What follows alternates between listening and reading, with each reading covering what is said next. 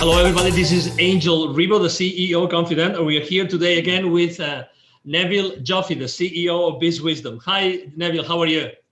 Hi, Angel. Yeah, great. Thank you. Awesome. So we're here today again to talk about another of your chapters, another of the chapters of your book, The Baker's Dozen Rules of Highly Successful Business Operators. And let me tell you, since I read your book, this chapter has especially impacted my life. And you will understand why. The title of the chapter is So What? So there's so many people that brag about so many things, not only at the business level, but also the personal level, that so what? So what does that really represent? So let's go down to business. So first of all, why do you think that knowing the business implications of someone's, of a business operator, of a C-level operator, business decisions is so important and relevant today, Neville? You know, Angel, people tend to, and this is another chapter title we'll talk about another time, people tend to look at numbers in isolation. Okay. So in today's terms, there are so many moving parts and so many things that are changing all the time that it's important for business operators, leaders, etc., and executives in companies to understand the implications of certain decisions without looking at them in isolation. They cannot afford to look in isolation. So, you know, even for example, we say, well, people have to work remotely. You might say, like, so what? How do we deal with this? How do we turn a lemon into lemonade? There's so many questions right now that people shouldn't take for granted. Exactly, and there's so many things that are actually being measured. You were talking about, measuring numbers in isolation. So, or considering numbers in isolation. So, there's lots of things that have been going on right now. Every single company in the world, we are in October 2020. Every single company in the world has to do more with less. Mm-hmm. So, if they don't start consistently to say, so what I have been doing for so many years, so what might happen that it's today so much more relevant? So I'm going to answer your question in a bit of a roundabout way. I have a philosophy that nobody washes a rented car because there's no sense of ownership. And it's very hard when people are working remotely, where you don't sense and feel the culture and draw each other's energy. So all the more reason now that people are working remotely, that they need to engage people and need to give people a reason to want to come to work other than just a salary check. There needs to be a bigger purpose.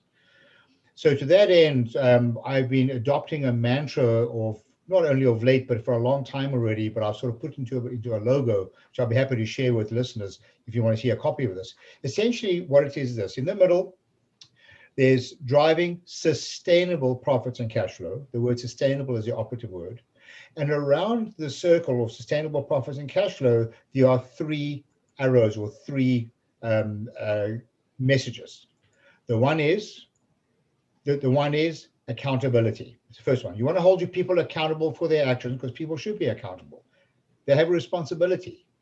You need to engage them and you need to educate them. But it's not fair to hold them accountable if you don't educate them. And if you educate them, then it's reasonable to get them engaged. So to get people engaged in processes takes away this whole notion of the so what, because they don't see numbers in isolation. People will say, well, my revenues are up, and they'll say, okay, so what?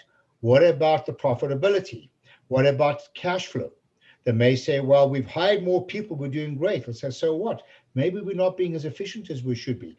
People start thinking at a deeper level, always with a single reason why we're in business, is to drive shareholder value. And everybody should be engaged in that conversation, especially now that they're working remotely. So they don't see their own jobs in isolation. Their job is part of a bigger purpose. Exactly. This book, this is the cover of the book, every single chapter has a very, very interesting structure. So it's basically the chapter itself, and then there's a series of questions. And then there's even, several pages of notes.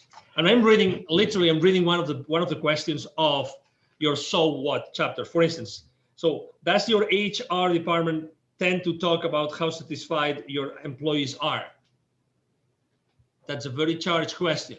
do they tend to talk about this? Even now, they're working remotely. So maybe, people are happy. So what?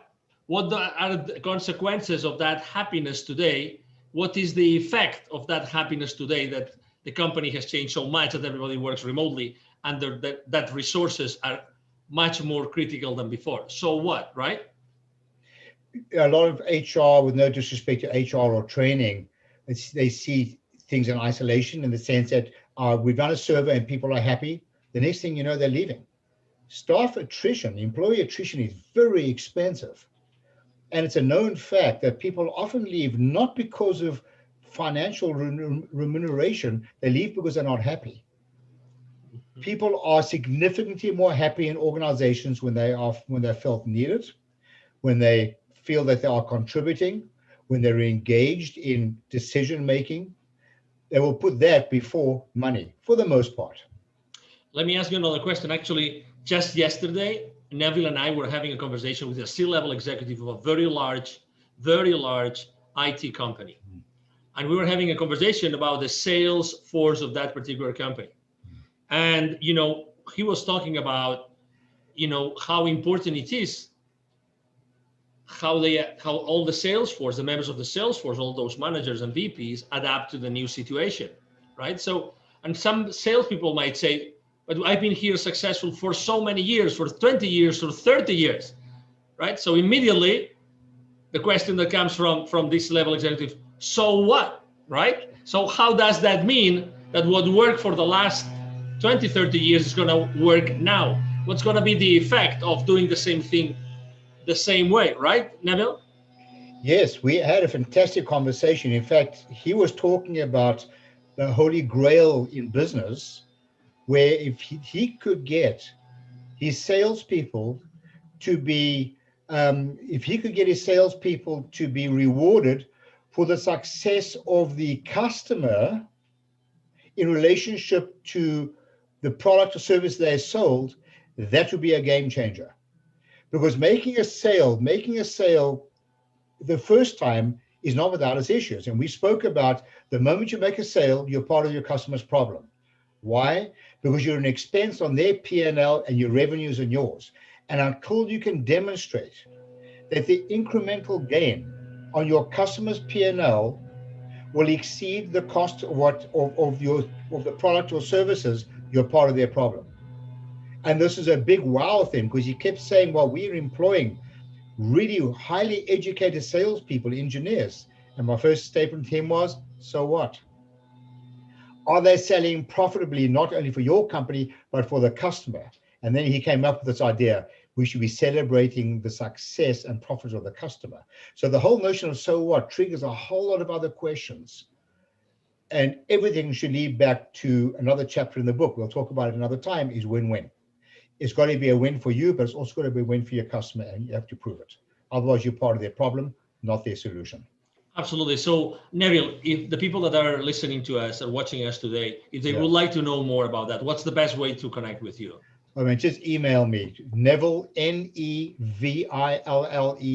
at bizwisdom, bizwisdom.com.